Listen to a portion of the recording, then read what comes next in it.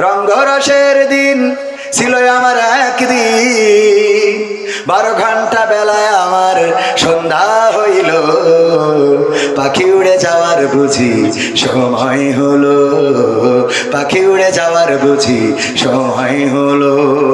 শরীরে চামড়া ছিল টান, মিষ্টি সুরে গাইতাম গান, গলার আওয়াজ আমার কত দূরে যাইতো।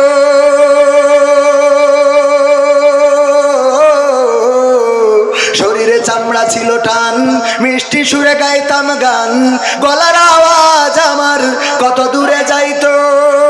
পাইকা গেল মাথার চুল, কথা বলতে পড়ে ভুল, পাইকা গেল মাথার চুল, কথা বলতে পড়ে ভুল, চোখে দেখি গন্ডগোল, দন্ত নড়িল, পাখি উড়ে যাওয়ার বুঝি সময় হলো, পাখি উড়ে যাওয়ার বুঝি সময় হলো।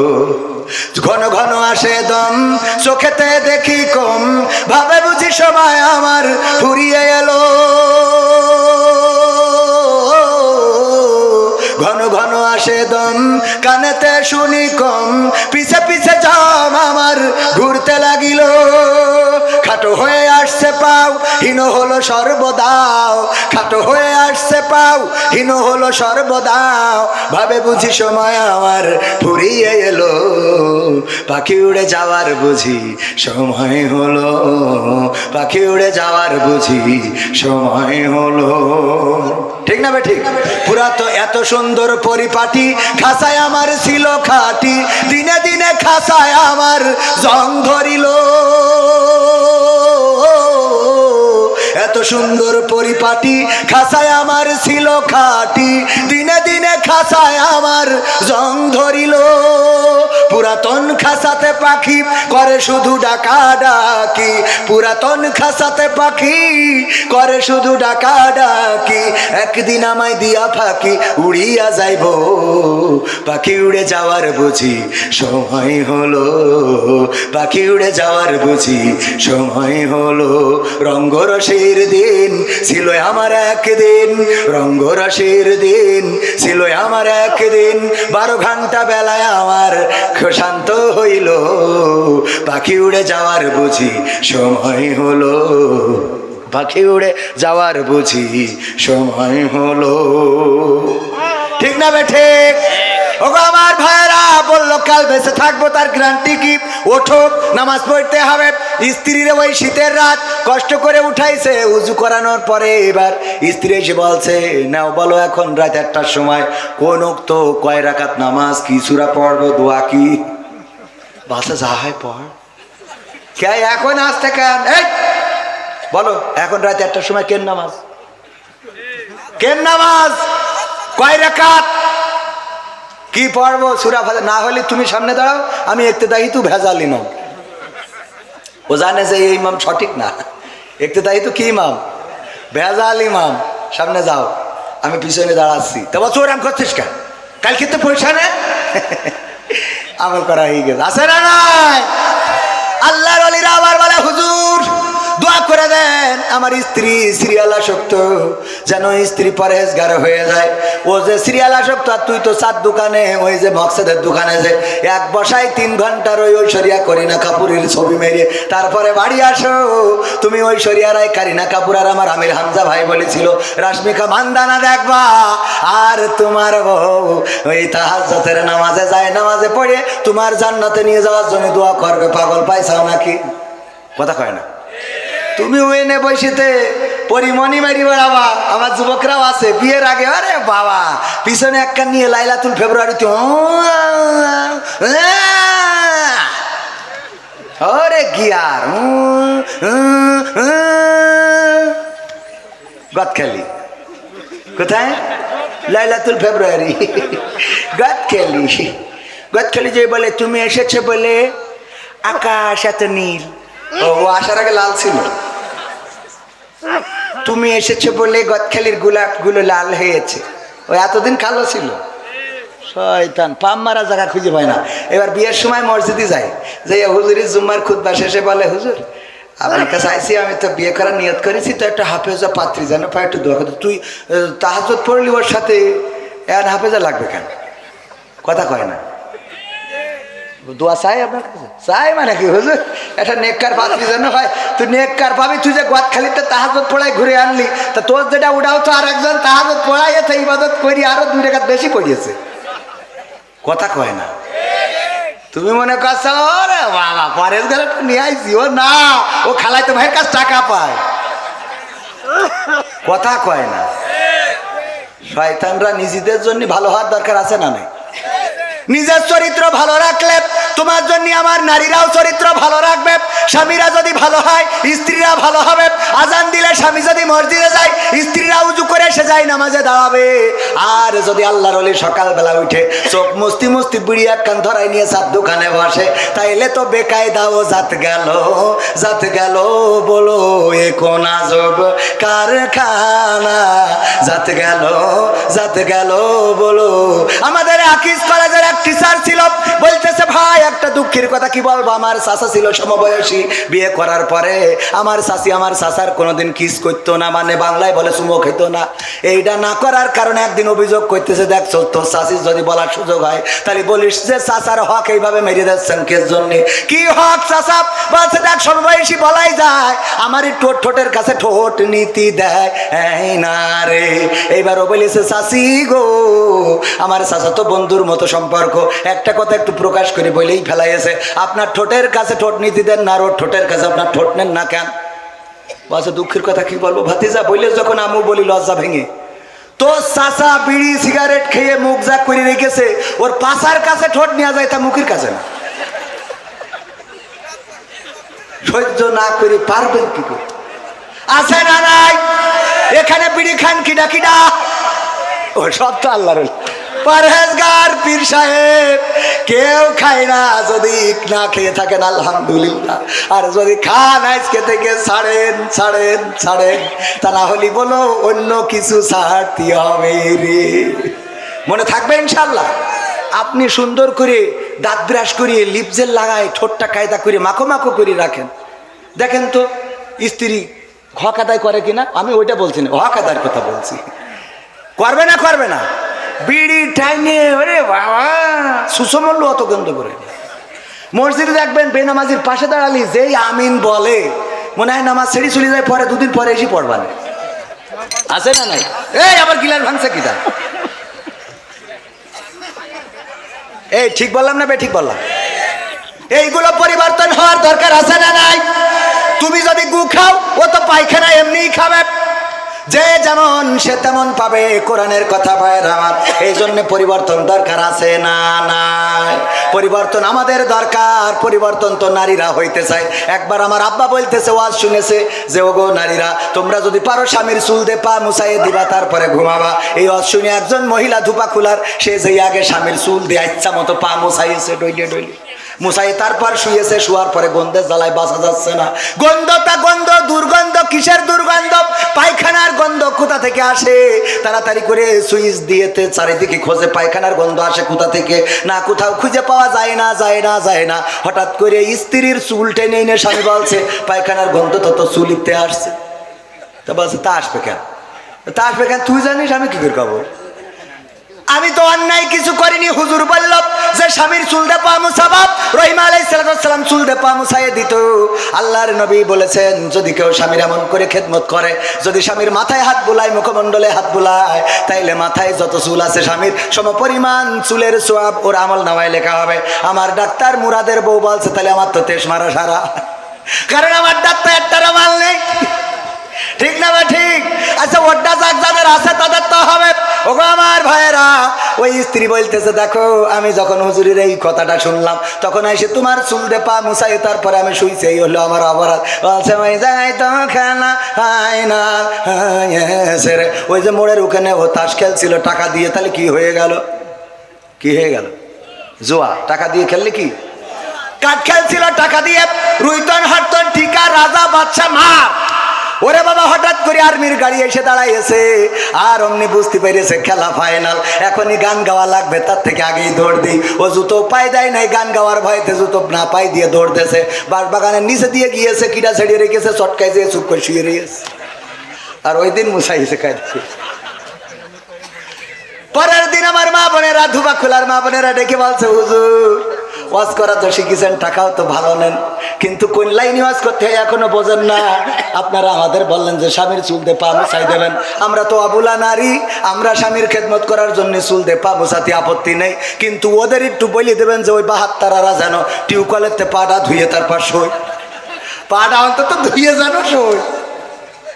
আজকালকের ছেলেরা বই নিয়ে আর বসে না, ও বাবা গুগলে সার্চ করে পড়ি। ওরে কালের মেয়েরা কোরআন হাদিস ধরে না, এখনকার মা বোনেরা কোরআন হাদিস পড়ে না, ও আল্লাহ টিকটকে ভিডিও ওরা করে পড়ি। নতুন করে হয়েছে চালু এখন আবার কন্টেন্ট, পরিচয় করাই দেখি এই আমার গার্লফ্রেন্ড আছে না নাই। গদখালি যদি হঠাৎ করে দেখা হয়, বুরকা বলা, পিছনে বাইকের পিছনে সালাম দেবেন, ভাবি কেমন আছেন, দোস্ত কবে বিয়ে করলি জানালি নে তো, হঠাৎ করে বলে আরে না এখনো বিয়ে করি নাই, বিয়ে করলি তো জানবি, এটা তাইলে কিডা, পরিচয় করাই দিলে এই আমার গার্লফ্রেন্ড আছে না নাই। নতুন করে হয়েছে চালু এখন আবার কন্টেন্ট, পরিচয় করাই দেখি এই আমার বয়ফ্রেন্ড। নারীরা নারীরা করায় না করায় না, হঠাৎ একটা ঘাড়ে করে নিয়ে বাড়ি হাজির, কবির বিন সামাদের মাত্র সাথে করে নিয়ে, এই কিডা, আল্লাহ আম্মা কবির বিন সামাদ আমার বয়ফ্রেন্ড। কবির বিন সামাদ, ও আব্বা ভালো, ভালো, হ্যাঁ হাউ আর ইউ। আরে ভাব আছে না নাই। এইবার 3-4 বছর ধরে লাইন মেরে ও কয় যে ওর মা কয় দেখো তোমার ছেলেটা কি বলে যে ওর আব্বা তো তোর মতো গান জুইটে তো মেনে নিত না, তাই এক কাজ কর তুই আমার মায়ের নিয়ে চলে যা, আমি এদিক ট্যাকেল দুবানে। আর মায়ের বলে তুই ওর নিয়েতে যা, কাজী অফিস থেকে পারলি পড়িনিস আর না পারলি সে যা এবারে, তুই যা আমি তোর আব্বা দেখ পানে বইলেতে পাঠাই দিয়ে। এইবার যেই আব্বা বাড়ি ফিরে আসে ঢাকার যশোর শহরের থেকে, ওরে অভিনয়, ও আল্লাহ তুমি কি জন্ম দিছাও, আমার মুখে চুন কালি লাগায়ে এ চলে গেল রে, ও আল্লাহ আল্লাহ। শয়তান তোর অভিনয়ের কাছে শেখ হাসিনাও ফের, ঠিক না বে ঠিক? কি অভিনয়, ও বলো পাঠাই দিলে যে তোর মতো গান জুটের সাথে দেবে না, তুই আগে নিয়ে হাট কবির বিন সামাদ নিয়ে যা, যা হয় আমি ট্যাকেল দুবানে। ওর বুদ্ধি আছে, ওরে বাবা শব্দর স্বামী কি জন্ম দিছাও, কি জন্ম দিছাও, আমার বাপ দাদার 14 পুরুষই এমন কিছু ঘটিনি রে, ও আল্লাহ আল্লাহ। ওর বাপ দাদা শুধু 14 পুরুষই ঘটিনি, ও যে কোন জায়গার পানি খাইয়েছো আল্লাহ জানে। হ্যাঁ হ্যাঁ হ্যাঁ হ্যাঁ ঠিক আছে। ওরে বাবা রে, এরা মনে করছে খালি শুধু এর ভয়, মনে করছে আমি রাজনীতির কথা বলবো। রাজনীতির কথা বলবো কেন, আমি কথা কয় না, রাজনীতির কথা বলার কোনো দরকার আছে? যা বলবো কোরআন হাদিসের আঙ্গিকে আছে। আমি প্রায়ই বলি যদি মুসার কথা বলেন তা এমনি ফেরাউন আসবে, কথা কয় না। যদি আপনি নমরুদের কথা বলেন, দূর ইব্রাহিমের কথা বলেন তা নমরুদ আসবে। বিশ্বনবীর কথা বললি আবু জাহেল। তো কোরআনের এই সমসাময়িক সময়ে যদি কথা বলি আর শফিকুর রহমান যদি বাধা দেয় তো তার নাম বলতে হবে না, কথা কয় না।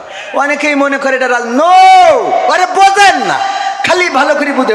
আমি এসব আপনারা বলছেন আমি 12টার মধ্যে শেষ করবো, আর আধা ঘন্টা থাকা যাবে না ইনশাল্লাহ? থাকা যাবে কি না? কথা আমি এই জন্য এলাকায় দাওয়াত নিচ্ছি, খালি হুজুর এই বলেন না ওই বলেন। আমার আওয়ামী লীগরা তোমার কাছের লোক, এরা বিশ্বাস করে না, আপনাদের মনে হয় না? আমি তো বলেছি কি মুসলমানে মুসলমানে দ্বন্দ্ব করা চলবে না, সীসা ঢালা প্রাচীর হবে কখনো তা টলবে না। মুসলমানে মুসলমানে দ্বন্দ্ব করা চলবে না, সীসা ঢালা প্রাচীর হবে কখনো তা টলবে না। তবেই শান্তি পাবে অশান্তি দূর হবে, তবেই শান্তি পাবে অশান্তি দূর হবে। কেউ আর মুসলমানের বাজে কথা বলবে না, মুসলমানে মুসলমানে দ্বন্দ্ব করা চলবে না, সীসা ঢালা প্রাচীর হবে কখনো তা টলবে না।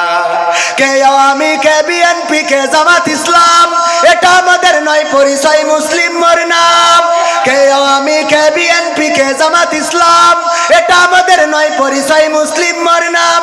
এ কথা মানলে পরে শান্তি আসবে ঘরে, এ কথা মানলে পরে শান্তি আসবে ঘরে। কেউ আর মুসলমানের বাজে কথা বলবে না, মুসলমানে দ্বন্দ্ব করা চলবে না, সীসা ঢালা প্রাচীর হবে কখনো তা টলবে না। মাঝাবের লড়াই যদি চলে শান্তি আসবে না রে ভাই কোনই কৌশলে। সাদপন্থী জুবাইর পন্থী লড়াই যদি চলে শান্তি আসবে না রে ভাই কোনই কৌশলে। ঐক্যবদ্ধ ভাবে থাকলে শান্তি পাবে, ঐক্যবদ্ধ ভাবে থাকলে শান্তি পাবে, এছাড়া শান্তি পাবার রাস্তা কবু মিলবে না। মুসলমানে দ্বন্দ্ব করা চলবে না, সীসা ঢালা প্রাচীর হবে কখনো তা টলবে। টলা যাবে? মুসলমান ঐক্যবদ্ধ থাকতে হবে। কেন থাকতে হবে? এই সমাজে সুখ শান্তির জন্য, এই সমাজে অন্যায় দূর করার জন্য, অন্যায়ের বিরুদ্ধে প্রতিবাদ করার জন্য, আল্লাহর জমিন আল্লাহর দ্বীন প্রতিষ্ঠিত করার জন্য ঐক্যবদ্ধতার বিকল্প নাই। জামাত ইসলাম যদি মনে করে নিজেদের ভোট নিয়ে ক্ষমতায় যাবে, ভোট তো হলো জামাত ইসলামের 25%। কয় পার্সেন্ট? আওয়ামী লীগ বিএনপির 35 করে প্রায় 70%, আর আদার্স দলের আছে 5%। তাহলে জামাত ইসলামের যদি পাশ করতে হয় তাহলে আওয়ামী লীগ বিএনপি অন্যান্য দল থেকে আরো অন্তত 20% ভোট আসার দরকার আছে না নাই? তো এই ভোট যদি আসতে হয় তাহলে অবশ্যই তাদের তো রাগ করি যদি সব বের করি দাদার দেশে পাঠাই দিতে হবে। যে কোটা পাঠাই দিয়ে 2-1টা পাঠায়নি এমনি চলে গেছে। নিজেদের দেশ না থেকে চলে গেলে কেউ যদি রাগ করে বাড়িতে চলে যায় তা করবোটা কি? কথা কয় না, মনের অভিমানে চলে গেছে। আমরা কিন্তু আসলে এই দেখেন আছে না, সবাই মিলেমিশে থাকাটাই দরকার। তবে দেশে অন্যায় হচ্ছে, জুলুম হচ্ছে। ওই যে আমরা দেখেছি লঞ্চের মধ্যে বালুবাহী বা পণ্যবাহী সারবাহী লঞ্চে 7 জনকে হত্যা করা হয়েছে। এখন হত্যা যেন একদম মামুলি ব্যাপার হয়ে দাঁড়িয়েছে। আওয়ামী সরকার ক্ষমতায় থাকতেও মোটামুটি জবাবদিহিতা ছিল, কিন্তু এখন যেন অপরাধের কোনো জবাবদিহিতা নাই।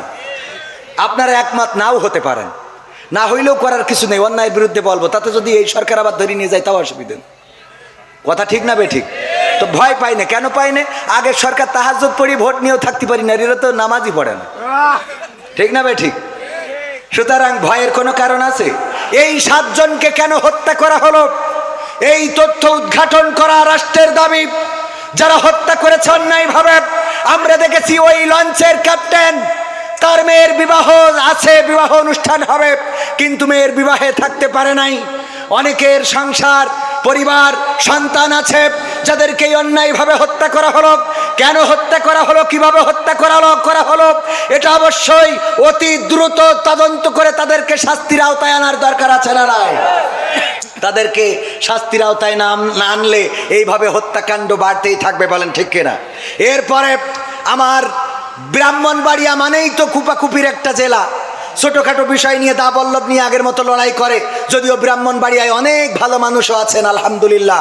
এই ব্রাহ্মণবাড়িয়ায় আজকেও যে ঘটনা ঘটেছে যে একজন যুবলীগের নেতার সন্তান সে পরিত্যক্ত একটা ঘরে দেহ মাথাবিহীন লাশকে গর্তের মধ্যে ঢুকায়ে পুড়াচ্ছিল। রাজহাঁস খুঁজতে যেয়ে ওখানে যখন ধোঁয়া দেখেছে জিজ্ঞেস করেছে কিসের ধোঁয়া, বলেছে পাতা পুড়াচ্ছি।